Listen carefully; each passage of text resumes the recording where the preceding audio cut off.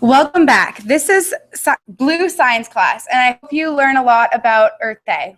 We've researched a lot, and we've had a lot of fun. I hope you enjoy. All right, wait a minute, stop. Can you ask them if they can hear? Like, when I go up? In the chat room. Oh, yeah, someone else. No, stop.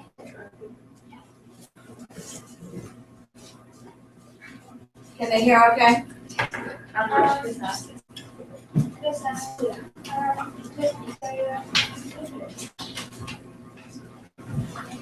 right, the next group, you can stand there. Let's do a test of the microphone.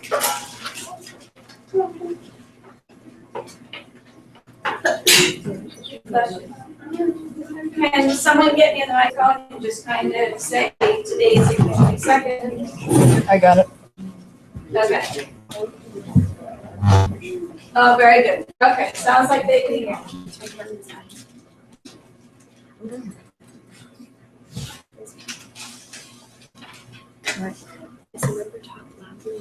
Okay.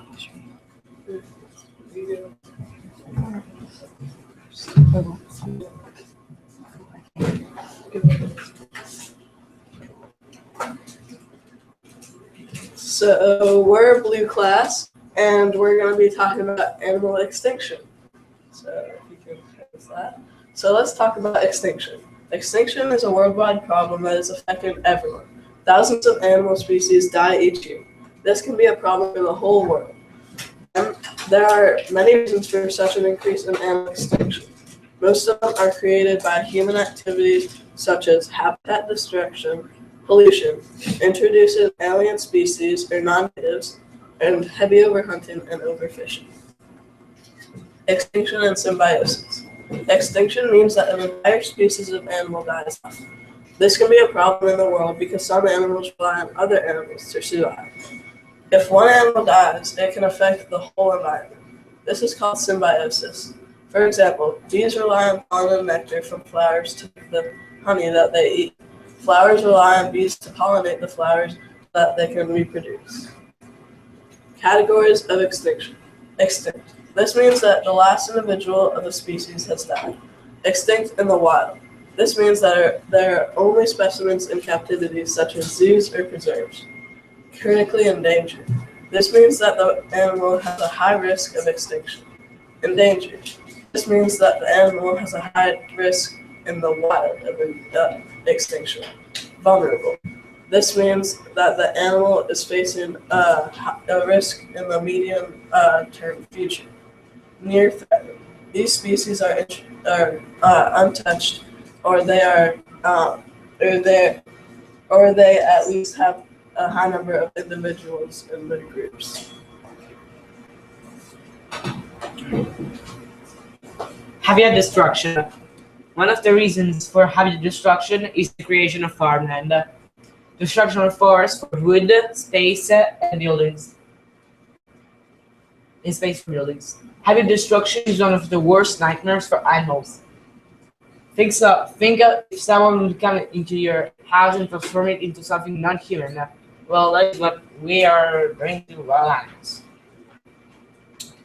Pollution. Humans have created a worldwide problem. It is called pollution. Pollution is the output of dangerous and harmful things into the environment. Many different things can cause pollution, such as cars and factories. Cars burn fossil fuels in their engines to make them run. This process emits a lot of CO, and this is harmful to the Earth's atmosphere. Factories also burn a lot of fossil fuel, which do the same thing as cars. It is just on a lot bigger scale than one car. Over 600 million cars are on the road each day. Introducing alien species or non-native. The word alien species does not mean Martian species, it means animals that are not native to the land. As an example, when game rabbits were introduced into Australia, they destroyed so much that they had to make a 200 kilometers long fence. Heavy hunting and overfishing. Humans have been hunting the same animals over and over for an extremely long period of time. Animals such as foxes, bears, and tigers are killed just for sport or for their fur. Nature preservers are already trying hard to save many species, but people are contributing less and less to those preserves, and adventure seekers are multiplying at the cost of those animals. Alright. Why should we care? In this picture, there's over 1,000 buffalo skulls in a 30-foot high pile. This occurred in 1888. Okay, next slide. The numbers of bison. In 1500, there were 30 to 50 million bison in the United States alone. In 1800, there was 541 bison left in the world. In 1884, there was 324 bison in the U.S. alone, and 25 in Yellowstone Park. In 1889, you can no longer ship bison hides. In 1990, there's 20,000 to 25,000 bison in North America. Now there's over 530,000 bison. Bison disappear in regions. Bison are a vital part of nature's ecosystem. People are hunting them and destroying all hopes of their comeback. But when they realized how many buffalo were left, the government started protecting those who remain. Why did it start to disappear? They started to disappear because they were pests, a main food source for the people of the plains, and hunting changed over the years. Let me explain. First, they hunted on foot, then they hunted on horseback, then they started hunting with rifles. And there's our site. Okay, we have a question from the chat room. What is our responsibility to these animals? Our responsibility to these animals. Can you go near the mic? All of you. So the responsibility of protecting these animals is to keep them in like national wildlife reserves or like Yellowstone or places like that. In my opinion, our responsibility is just to. The only thing we really need to do for now is just not like destroy the environment. Like I'm caring about the environment. Just $3 or $4 to a nature preserve or something will just be fine. If everyone, like 1 billion people donate $1, that'll be just a lot. We have another question. What do you feel are some of the best ways to protect animals from extinction? Can you repeat the question near the mic? What do you feel are some of the best ways to protect animals from extinction? Well, so there's there's like carbon footprints, and so if you cut back on your carbon footprint, that is a lot better for the environment, and that could save some animals. Another question. Are there any arguments that animals may become extinct for reasons unrelated to human influence? Yes. That's actually a really good question. Actually, some parasites can be involved in that. Like, some can go up through the animal's hooves, and then they can go up through their brain and stuff like that. So, yeah, that nasty.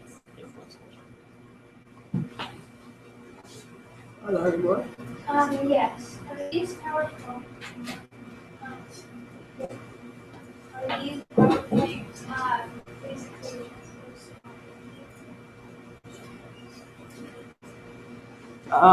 Say the question again.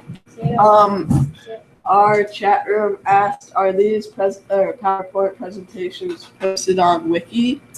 No, but maybe we can do that. Yeah. That might be a good thing to do. Or, But it would probably be later this week. Any more questions?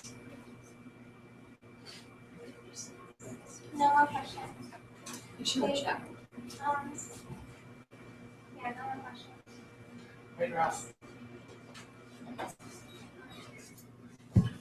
Okay, next one.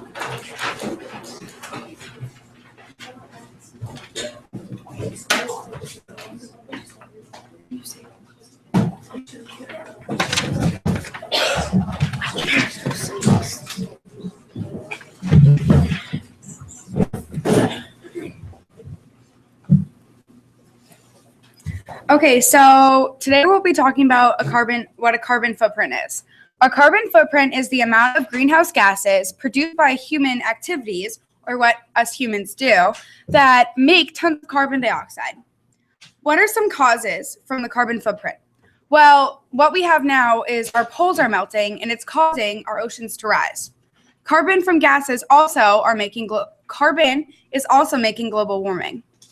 That also is made from the greenhouse effect, which the gases are trapped in, and that's creating heat.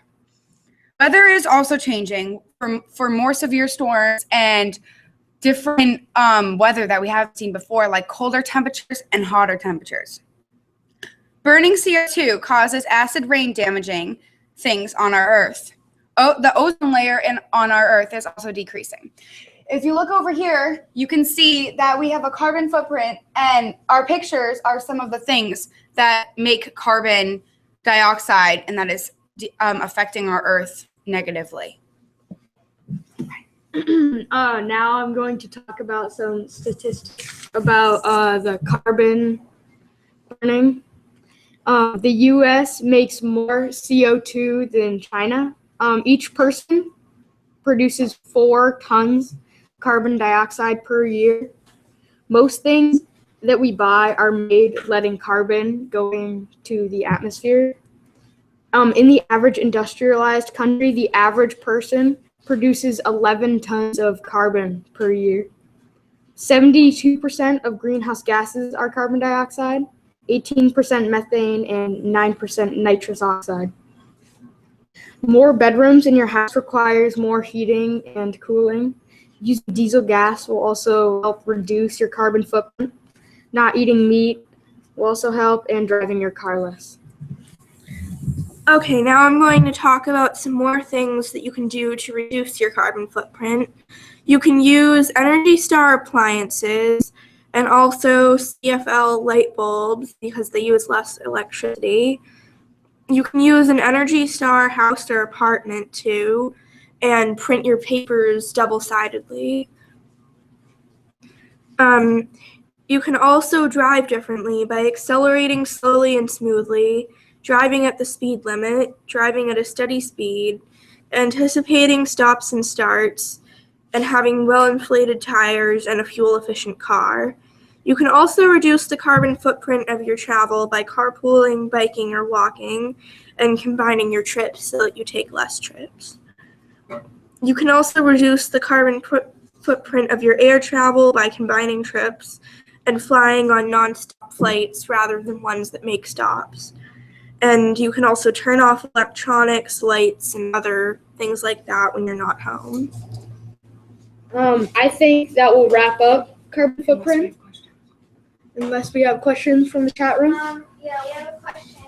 How does not eating meat reduce your carbon footprint? Ooh, I have no clue. And if you don't know, then say so, but do you have an idea? And why don't you repeat the question? Okay, so the question was, how does not eating meat reduce your carbon footprint? And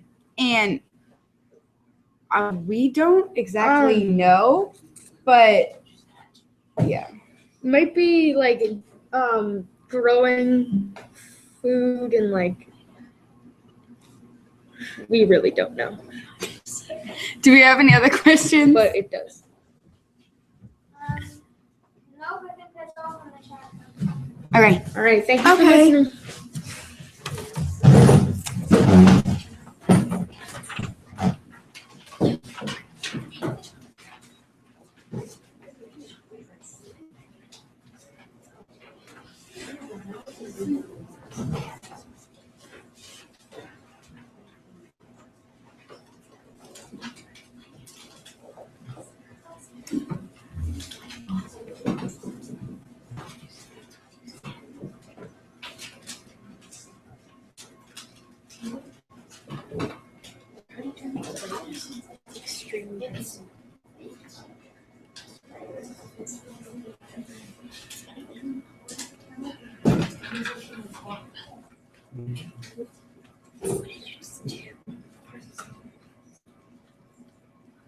Okay, so we're going to be talking about fair trade. And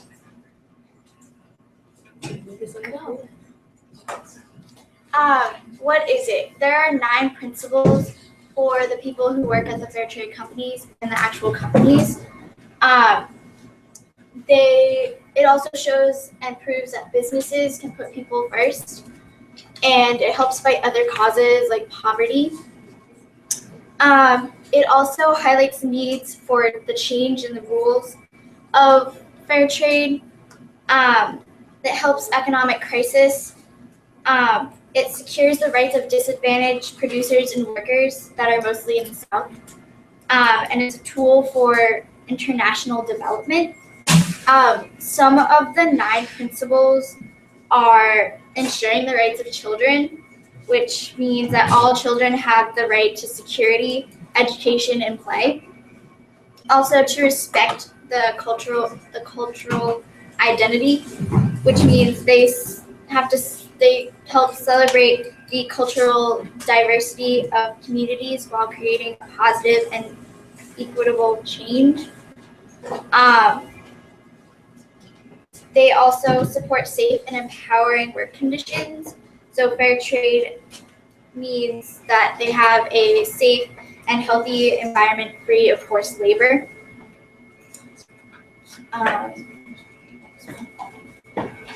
Free trade isn't fair trade. Free trade is trade policies between different countries, and fair trade is buying and selling between other individuals and businesses. Free trade benefits multinational corporations and powerful, successful businesses. Free trade benefits vulnerable farmers, artisans, and workers in less industrialized countries. Free trade's key organizations are the World Trade Organization, the International Monetary Fund, and the World Bank.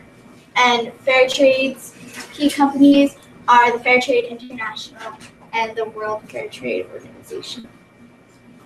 Thank you. Yeah. All right, so I'm going to tell you how to identify fair trade products, and on every fair trade product, there's going to be one of these symbols. Like I have this chocolate bar here, and it actually has this symbol on it. And so you can find it on soup cans, sugar, like I think it's gold, like you can find it on a lot of things, but this is just one for example.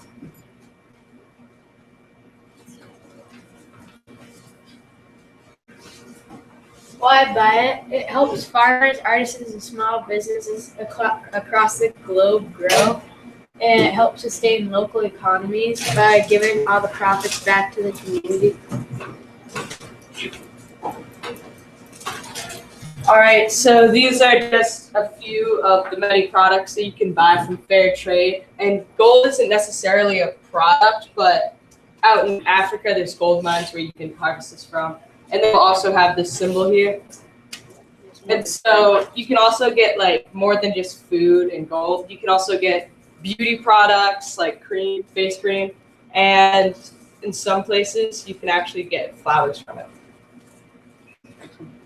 Now the cost of fair trade, sometimes the products will cost, most of the time products will cost exactly the same as just like, so there's like 2 soup cans and they'll cost exactly the same, so one will be fair trade. And sometimes they'll cost less than the product that's not fair trade. Now with the now how this works is, so you get like a can of soup costs like $1, and so 50 cents goes to the grocery store that you buy it at, and then you got 50 cents that goes to the company. Now instead of that, like instead of the 50 cents just going straight to the company, 30 cents of that goes to the fair trade for people, farmers out in Africa and developing countries, and artisans and shop owners who make this, make the product. And this is all we have on fair trade. And if there's any questions, ask me or any of my partners. All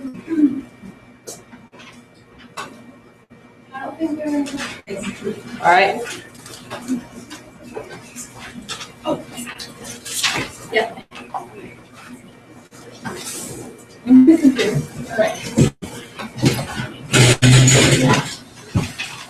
Just a minute, we're gonna have a student come back with an answer to your question. Okay, so before we had a question when we were talking about the carbon footprint, which was why does meat affect your carbon footprint? I just found out from time that pesticides, fertilizers, and like fuel from cars that moves the meat, the animals and pigs around will affect your carbon footprint and make those pesticides and things go into the atmosphere. So there's the answer to that question. Thank you.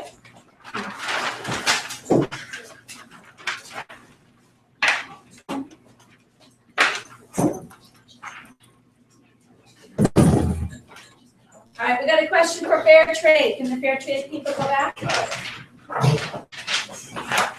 Okay, so what is the question? The question is, do all countries have fair trade? Not all countries, just small countries, mostly in What? what? Some people didn't hear the question. Okay, so they're saying do all countries have fair trade? Well, not all of them, just most countries that are most developing countries and countries that are growing. But like in America, they don't really have they have fair trade products shipped, but they don't have they don't make them here. So like in countries like China and Russia, I don't think they make fair trade products. Well, one more question. Do they have to move vegetables as well? Actually, sometimes I think they use vegetables. Actually, yeah, they do use vegetables sometimes, but it's not really because if you move them a lot, like it'll mostly be like if you say a country somewhere in South America is developing and then they ship it to like Brazil, that work. But if you're like a country, if you're like Liberia, all the way across the Atlantic Ocean, shipping to America, the vegetables already are going to go bad before they even get there. Any more questions? Or are we good? That's it. All right.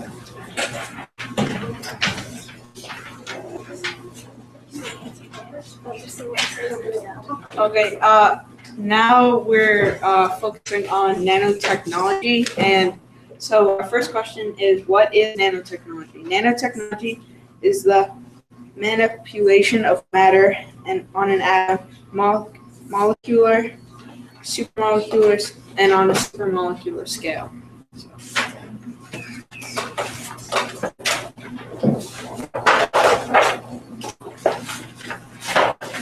Next is how small is nanotechnology.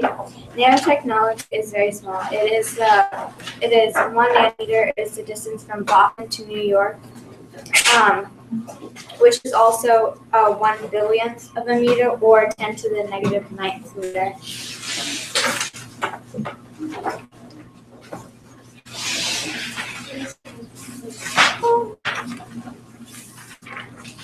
And then our next question is, what are solar cells? Solar cells are cells that convert the sun's energy into electricity.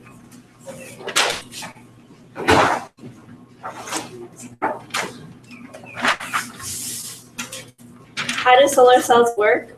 Solar cells rely on the photoelectric effect, and the photoelectric effect is the ability to emit electrons when a light is shown on it.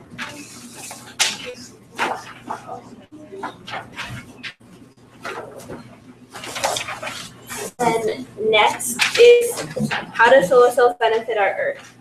Solar cells benefit our Earth because we're using light rather than burning coal and oil, which helps to produce electricity, and this helps prevent pollution.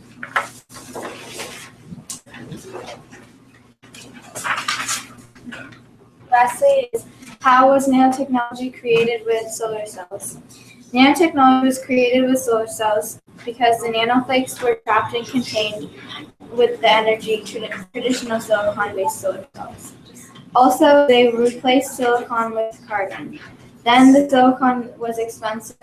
It was $225 a pound. So nanotechnology came in and so that it was less expensive so that people could save their money. Lastly, nanotechnology is very flexible like paper, so it would be easier to move around or reshape it in any way possible.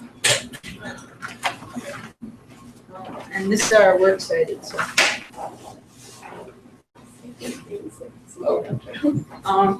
Thank you for listening to nanotechnology. Okay, I hope you enjoyed it.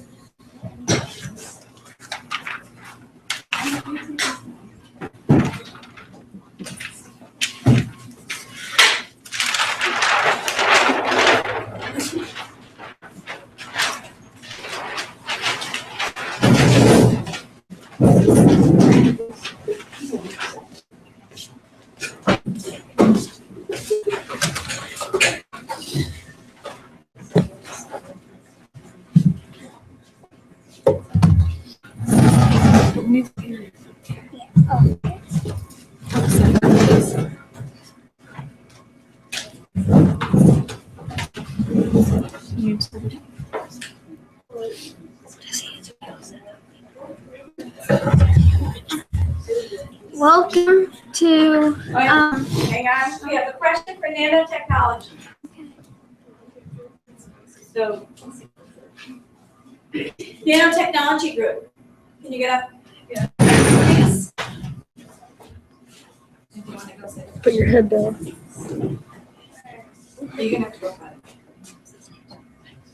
I can't see it. You go up by the mic.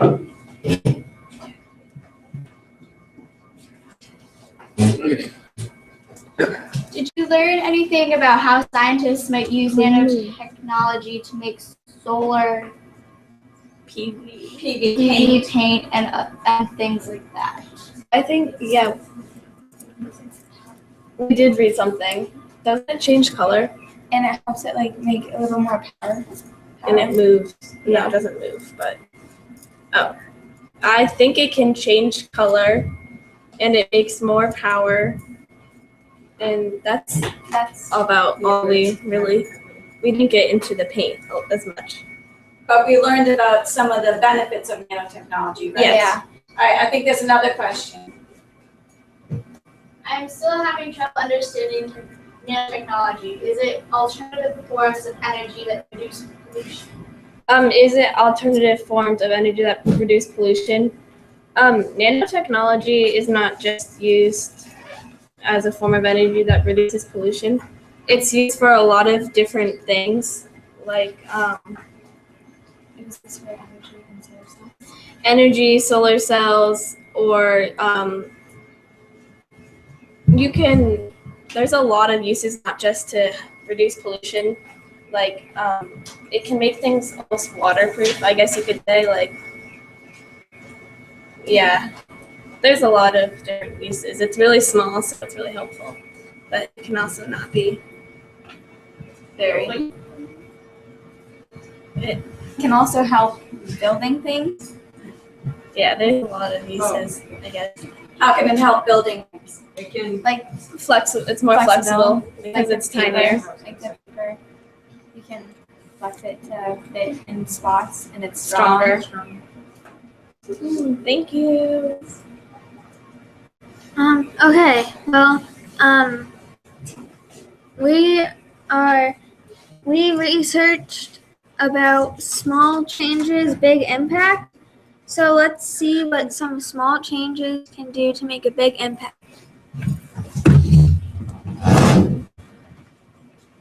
All right, so we have a list of reasons things that you could start doing tomorrow to help making a change and making the earth a better place, followed by a video that we have created. So one of the first ones is to close off unused places and rooms in your house from air conditioning and heat, because it's a waste of energy and it can help save money. Also, temperature-wise, you can set your refrigerators to 38 degrees Fahrenheit and your freezer to 5 degrees Fahrenheit, and no cooler, because it doesn't need to be cooler, and it saves energy as well. Clean the windscreen in your dryer.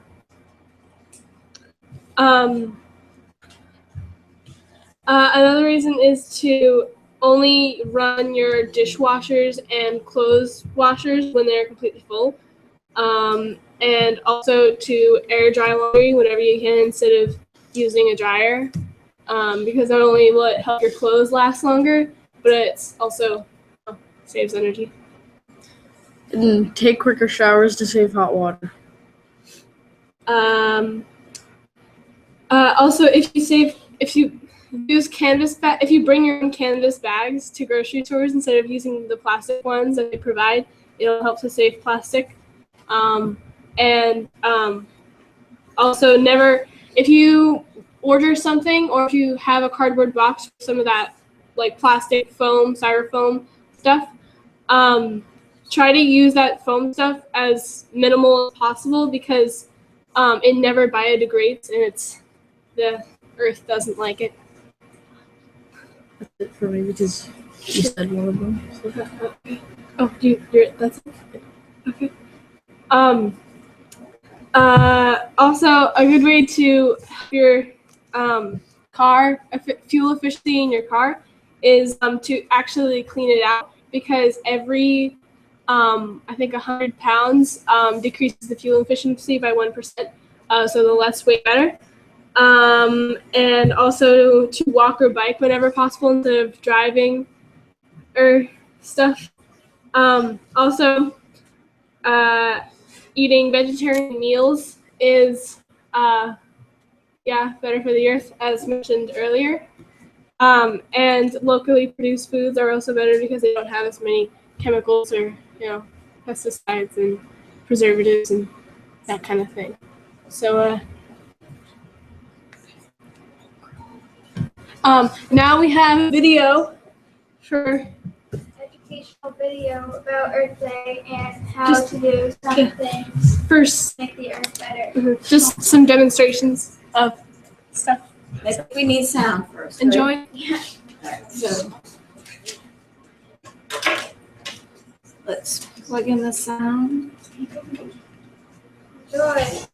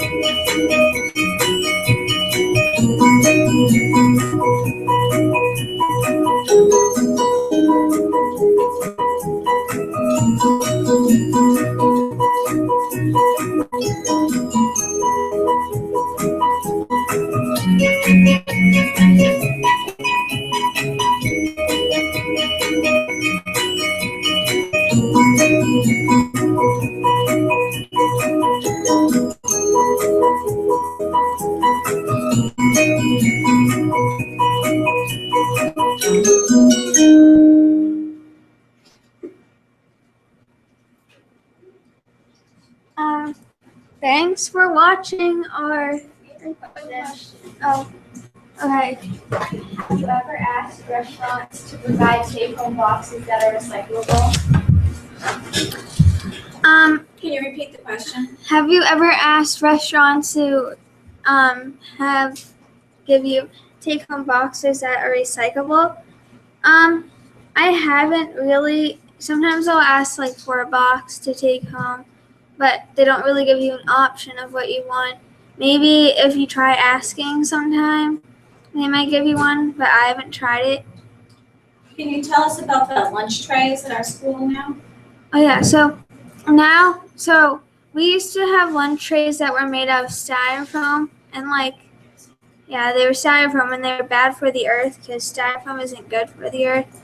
So we switched our lunch trays to paper lunch trays, and that's good for the earth because it decays. They're biodegradable. So those are good for the earth too. Any more questions? No questions. Thank you for listening to Small Changes, Big Impact. I hope that impacts you. All right, and just so people know that we are, I don't think the students know that there's a delay when we actually do this. So that's why we get the questions a little bit later, because we're seeing it live and everybody else is seeing it a little bit delayed. Right, and so we have,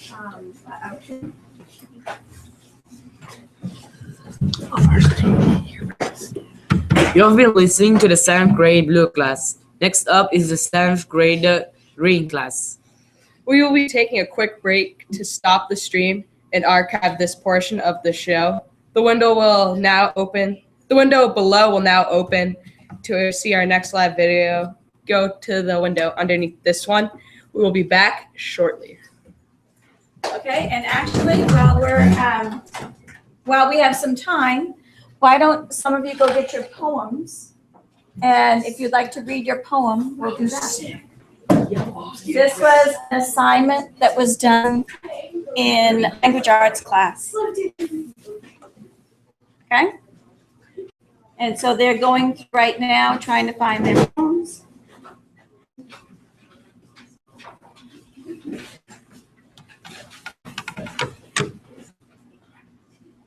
Come on up. Come on up.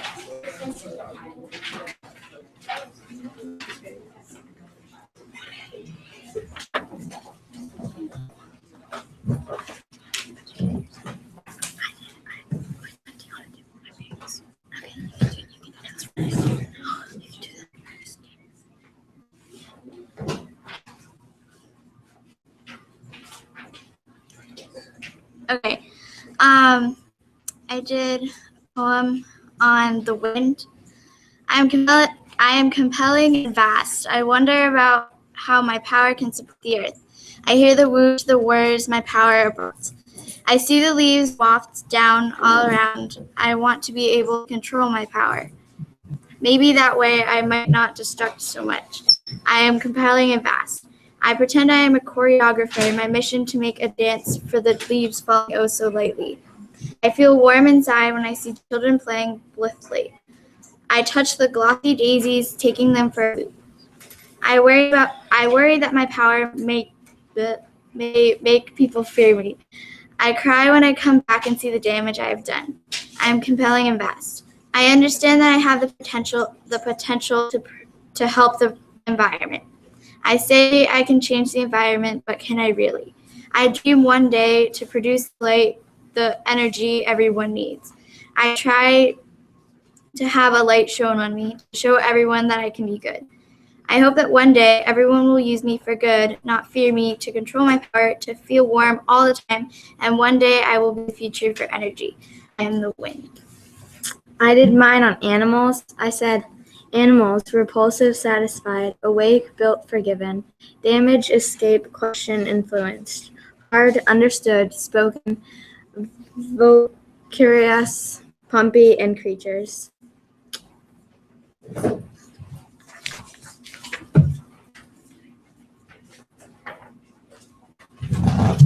I have a poem on carbon footprint. I am a carbon footprint. I wonder why almost all things created make me grow larger. I hear people talking smack about me. I see carbon exploding out into the air. I pretend that I am insignificant to the world. I feel upset when the world heats up. I touch polluting as the tips of my fingers soar through the air. I worry on a day that I will control everything. I hope as people cry rivers, I will vanish from eternity. I am a carbon footprint. I cry as I look over giant cities and see polluted air. I understand that slowly I will kill life. I say I'm sorry. I dream of a world without me. I try to weaken. I hope to vanish.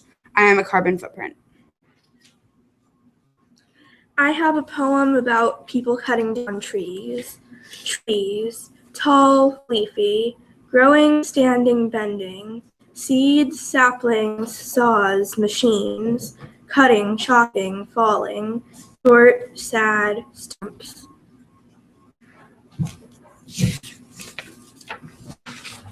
Anybody else? Please go. Try not to have any lag time. I need people to go up to. I'll go. Okay. Point is try not to have empty air.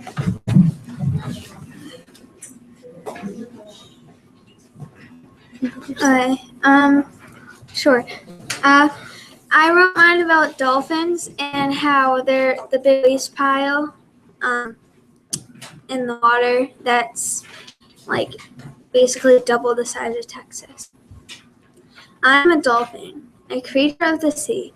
I wander about my home. I hear the sounds of the plastic rumbling in the water.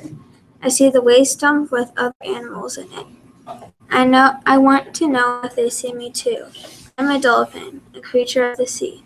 I pretend I don't see it. I feel it on my tail as I swim away. I touch the ball as it swims towards me. I worry I worry I won't be in the world for a long time. I cry as I try to get away. I'm a dolphin, creature of the sea. I understand that I am to stay away, but I'm curious. I say to myself, I will make it. I dream the trash will go away. I try to call for help. No one is there. I hope the landfills of plastic will go away and that one day there will be no trash. I am a dolphin, creature of the sea. That was great. Okay, thanks. My poem is on global warming. Okay. I am global warming. I wonder why I have to exist. I hear creatures screaming in agony just because of me. I see polar bears thinking their last thoughts before they drown. I want to disappear. I am global warming. I pretend everything is okay. I feel ashamed. I touch animals to help, yet I only make things even worse. I worry that humans do not know the monster they have created. I cry because I know that no one likes me and that everybody hates me. I am global warming. I understand the harm that I have on the world. I say nothing and sit in silence. I dream of one day ceasing. I try to help myself and totally backfire. I hope humans will change their actions one day. I am global warming. Nice job. Thank you.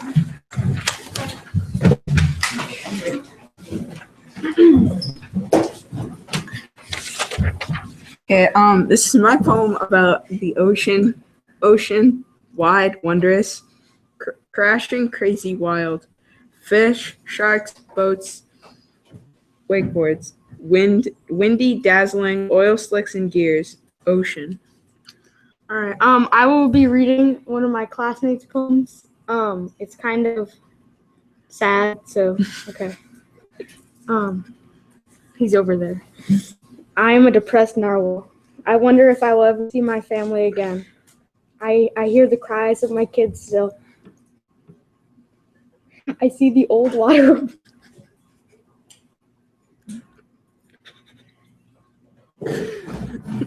I see the old water hole we used to live in. I want to see them again. I am a depressed narwhal.